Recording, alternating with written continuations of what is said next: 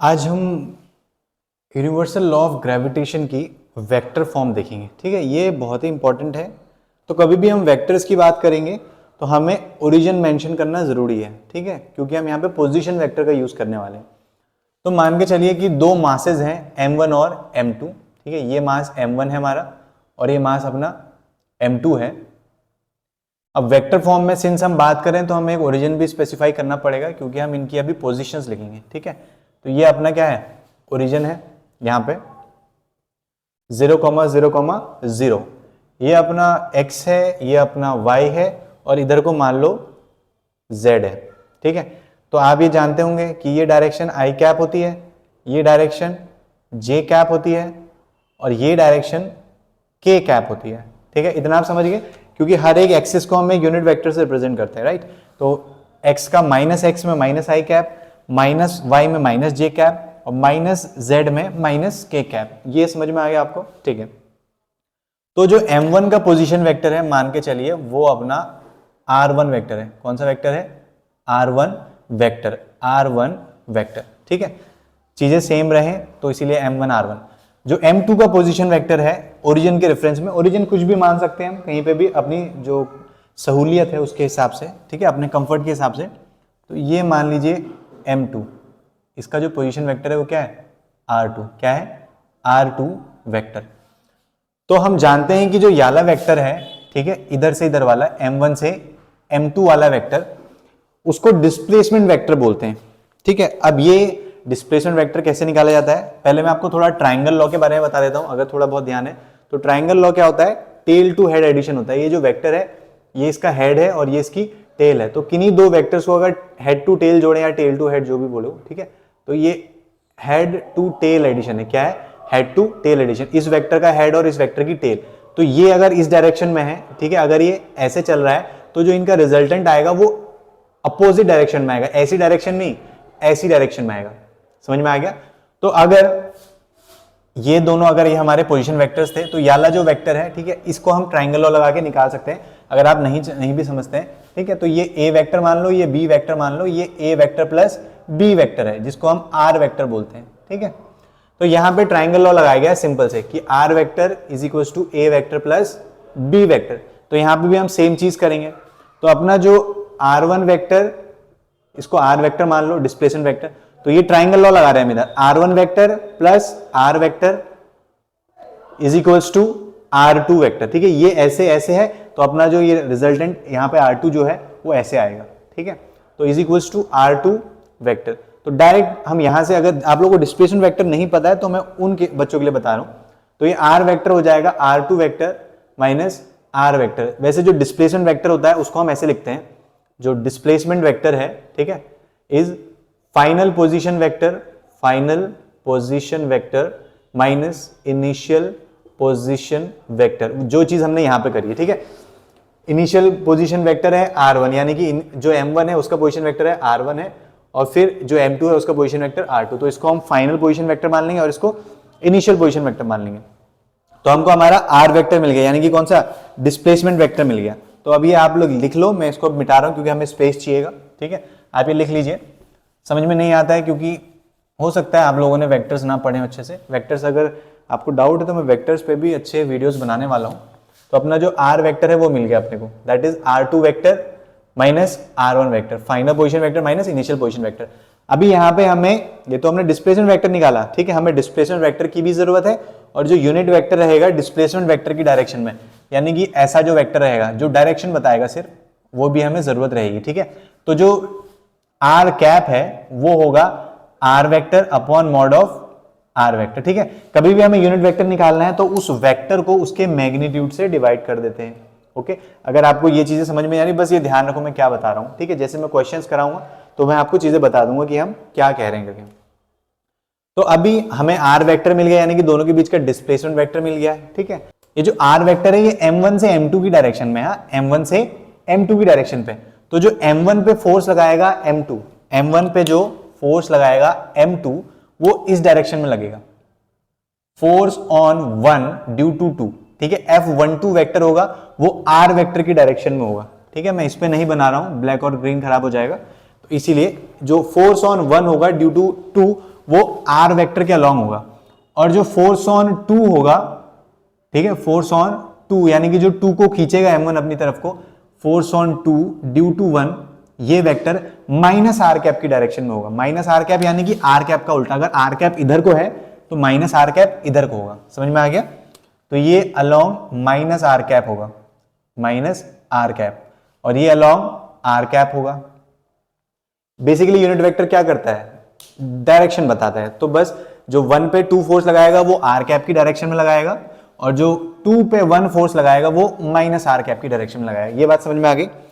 तो जो सिंपल सा ग्रेविटेशन का फॉर्मूला है वो क्या बोलता है कि F, अब 1 पे 2 की वजह से निकाल रहे हैं, ठीक है, 1 पे 2 की वजह से वो किस डायरेक्शन में लगेगा? आर कैप की डायरेक्शन में। तो F12 vector is equals to G, gravitational constant, mass of 1, mass of 2 upon दोनों के बीच में डिस्टेंस। अब हमको दोनों के बीच का डिस्टेंस नहीं पता है, लेकिन हमें डिस्प्लेसमेंट वेक्टर पता है, ठीक है। तो जो डिस्प्लेसमेंट वेक्टर का मैग्नीट्यूड होता है, जो डिस्प्लेसमेंट वेक्टर का मैग्नीट्यूड होता है वही डिस्टेंस होता है। तो अगर हम कोई वेक्टर लिख रहे हैं, जैसे आर वेक्टर लिखा है ना, तो हम इसको अगर सिर्फ आर लिखेंगे, इसका मतलब हम इसका मैग्नीट्यूड लिख रहे हैं। हाँ, हम इसको मॉड आर वेक्टर भी लिख सकते हैं, उससे कोई इशू नहीं है, बट हम अगर आर भी लिख रहे हैं नॉर्मली, तो यानी कि हम इस वेक्टर का, जिसको आर वेक्टर की तरह रिप्रेजेंट करते हैं, उसका क्या लिख रहे हैं? मैग्नीट्यूड लिख रहे हैं। तो मैं डायरेक्ट आर लिखूंगा यहाँ पे, ठीक है, अपॉन आर का स्क्वायर। यहां पे किस डायरेक्शन में लग रहा है वो बताएगा हमको, ठीक है, किस डायरेक्शन में। तो जो 1 पे 2 फोर्स लगाएगा वो इस डायरेक्शन में लगेगा, आर कैप की डायरेक्शन में। हमने इसको आर कैप माना है, ठीक है, लगेगा आर कैप की डायरेक्शन में। ये समझ में आ गया? तो जो 1 पे 2 फोर्स लगाएगा, यानी कि जब m1 को खींचेगा m2 तो इस डायरेक्शन में खींचेगा, और उसका वेक्टर फॉर्म में रिप्रेजेंटेशन ये होगा g m1 m2 upon r square. R square क्या है? दोनों के बीच का डिस्टेंस, ठीक है। अब यहाँ पे डिस्प्लेसमेंट वेक्टर का जो मैग्नीट्यूड है वही डिस्टेंस बन जाएगा आर कैप। आर कैप क्या बताएगा कि ये फोर्स इस डायरेक्शन में, ये फोर्स इस डायरेक्शन में है, ठीक है। अब वहीं पे हमें अगर F21 वेक्टर निकालना है, F21 वेक्टर यानी कि 2 पे जो 1 फोर्स लगाएगा, ठीक है, फोर्स ऑन 2 ड्यू टू 1, तो ये अपनी तरफ खींचेगा कि इधर को आओ, ठीक है। तो सारी चीजें सेम रहेंगी, G सेम रहेगा, M1 सेम रहेगा, M2 सेम रहेगा, जितना इधर से इधर डिस्टेंस है उतना इधर से इधर रहेगा। तो ये भी यहाँ पे ऐसे ही रहेगा, जो कि आएगा आर स्क्वायर। लेकिन अब किस डायरेक्शन में लगेगा? Minus r cap. किस डायरेक्शन में? माइनस आर कैप, ठीक है। आर कैप की उल्टी डायरेक्शन क्या हो जाएगी? माइनस आर कैप, जिसको हम लिख सकते हैं minus GM1 M2 upon r square r cap. ये माइनस साइन बाहर आ जाएगा। तो यहां से अब थोड़ा ध्यान से देखो, ये पोर्शन क्या है? ये पोर्शन इसका जैसा दिख रहा है, देखो ध्यान से, GM1 M2 upon r square, ठीक है। ये पोर्शन नहीं, पूरा यहां से यहां तक, ये पूरा पोर्शन देखो, ये पूरा इसके बराबर दिख रहा है, ठीक है। तो हम लिख सकते हैं कि जो F21 वेक्टर है, यानी कि force on 2 due to 1, that is negative of force on 1 due to 2, ठीक है। तो जो फोर्स 2 पे 1 लगा रहा है उसकी डायरेक्शन, जो फोर्स 2 पर 1 लगा रहा है उसकी डायरेक्शन, फोर्स जो 1 पे लग रहा है 2 की वजह से, उसके क्या है? अपोजिट है, ठीक है। मैग्नीट्यूड सेम रहेगा दोनों वेक्टर्स का, बट क्या है? साइन चेंज हो गया। मैग्नीट्यूड क्यों सेम रहेगा? क्योंकि देखो इतना हिस्सा दोनों में कॉमन है, और यही हिस्सा क्या होता है? मैग्नीट्यूड होता है, बट डायरेक्शन क्या है? अपोजिट है। तो यहां पे न्यूटन का थर्ड लॉ भी अप्लाई हो रहा है, ठीक है। Follows Newton's third law. Newton का थर्ड लॉ क्या बोलता है? Every action has an opposite equal and opposite reaction. तो अगर ये इसको खींचेगा तो ये भी इसको खींचेगा। इसकी डायरेक्शन खींचने की ये है, इसकी डायरेक्शन ये है, ठीक है ना। इसकी डायरेक्शन खींचने की ये है, इसकी डायरेक्शन खींचने की ये। तो ये इधर को खींच रहा है तो ये इधर को खींच रहा है। दोनों अपोजिट डायरेक्शन में एक दूसरे पे क्या लगा रहे हैं? फोर्स लगा रहे हैं, ओके। तो ये क्या हो गया? न्यूटन मतलब यूनिवर्सल लॉ ऑफ ग्रेविटेशन, जो आइजैक न्यूटन नहीं दिया है ऑब्वियसली, तो उसका क्या है? वेक्टर फॉर्म है। अब मैं एक आपको क्वेश्चन करा देता हूं वेक्टर वाला, ठीक है। आपको जो भी कॉन्सेप्ट्स हैं वो रिवाइज हो जाएंगे उससे। मैंने कहीं पे रखा था क्वेश्चन बना के, हाँ मिल गया, ठीक है। ये क्वेश्चन मैं आपको करा देता हूं, ये आप नोट कर लेना इसको। ये मैंने सिंपल तरीके से लिखा है, बहुत सारे कॉम्प्लिकेटेड तरीके भी हैं इसको। ये R12 वेक्टर बोल सकता था मैं इसको, 1 से 2 वाला जो वेक्टर है इसको R12 वेक्टर बोल सकता था, 2 से 1 वाले को R21 वेक्टर बोल सकता था, ठीक है। लेकिन मैंने कोशिश करी है कि सिंपलेस्ट पॉसिबल एक्सप्लेनेशन आप लोगों को दी जाए, ओके। इसको आप लोग नोट कर लीजिए। अब मैं कुछ क्वेश्चंस दूंगा, एक ही क्वेश्चन करा रहा हूं अभी तो, ठीक है। वेक्टर यूज होंगे, लेकिन उसमें ध्यान रखना और डरना मत। मैं एक एक चीज जैसे जैसे करता जाऊंगा वैसे वैसे बताते जाऊंगा, आप लोगों को रिकैप कराते रहूंगा कि आप लोगों ने जब एक टाइम पर पढ़ा था तो उसका क्या मतलब था। ठीक है,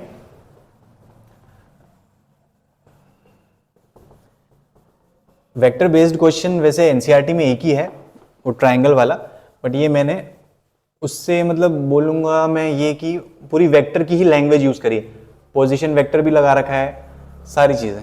ठीक है, तो मैं क्वेश्चन लिख देता हूं। The position vector of an object of mass 40 kg is 2i cap minus 3j cap plus k cap, and that of an object of mass 80 kg is I cap minus 2j cap plus 3k cap. O is the origin. ठीक है, origin specify करना जरूरी है ना। Origin आप कहीं भी मान सकते हैं अपने कंफर्ट के हिसाब से, बट मैंने बता दिया कि ओ ओरिजिन है। तो आपको बताना है find the force of gravitation between the two masses in vector form. अब यहां पर देखना वेक्टर यूज होंगे बहुत अच्छे से। ठीक है, also what is the magnitude of this force, what is the magnitude of this force. ठीक है, तो सबसे पहले कभी भी कोई न्यूमेरिकल सॉल्व करते हैं तो कोशिश करते हैं कि वो जो सिचुएशन है उसको एक डायग्राम के फॉर्म में रिप्रेजेंट किया जाए। ठीक है, तो अपना इधर हमने बना लिया। सबसे पहले ओरिजिन बना लेते हैं। ओरिजिन के आप तीनों एक्सेस बना लेते हैं। ये इसको मैं थोड़ा डॉटेड बनाऊंगा। ठीक है, ये अपना x है, ये y है, ये z है, और मैं 40 kg का जो मास है 2i माइनस 3j, तो मैं उधर कहीं उसको यहां मान ले रहा हूं। ठीक है, मेरा जो 40 kg का मास है उसको मैंने यहां मान लिया, तो ये है 40 kg का मास, और इसका जो पोजीशन वेक्टर है ओरिजिन से, ठीक है, वो ये है। इसको मान लो कुछ भी वेक्टर मान लो, r1 वेक्टर मान लो, कोई फर्क नहीं पड़ेगा। ठीक है, ये r1 वेक्टर है, और जो हमारा 80 kg का मास है वो हमारा है i minus 2j plus 3j cap. Okay, तो उसको भी मैं नीचे कहीं मान रहा हूँ 80 kg के वाले को, बट वो इधर साइड मान ले रहा हूँ। ठीक है, यहाँ पे ये है अपना 80 kg मास, 80 kg वाला मास, और इसको मान लो r2 वेक्टर। ठीक है, तो इन दोनों के बीच में सबसे पहले हमें क्या लिखना पड़ेगा, डिस्प्लेसमेंट वेक्टर लिखना पड़ेगा, जो होगा ये। ठीक है, जो होगा ये, इसको हम m1 मान लेते हैं, m1 इज 40 kg, और इसको हम m2 मान लेते हैं, m2 इज 80 kg, और ये अपना कौन सा वेक्टर आ गया, r वेक्टर। ठीक है, ये सिचुएशन थोड़ी मैंने उल्टी कर दी, क्योंकि यहाँ पे माइनस j लिखा है ना मैंने, तो माइनस j यानी कि माइनस y में आ रहा है। ठीक है, आप लोग समझ जाना, कुछ नहीं करेंगे हम, वही चीज है बस। तो r1 vector plus r vector, r1 vector plus r vector gives r2 vector. ये क्या है, सिंपल सा ट्राइंगल लॉ है। ठीक है, और अगर आप डायरेक्ट वैसे लिखना चाहते हो पोजीशन वेक्टर को यूज करके, तो आप लिख सकते हो r2 vector minus r vector.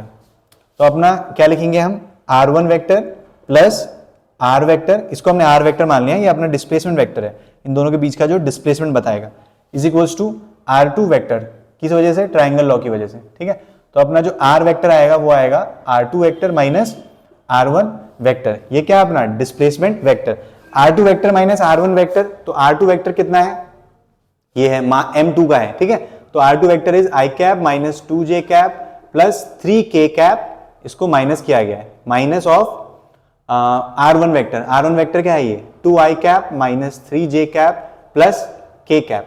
Bracket खोलेंगे अगर हम, तो i minus 2j cap plus 3k cap minus 2i cap plus 3j cap minus k cap, तो ये बन जाएगा minus i cap plus j cap plus 2k cap.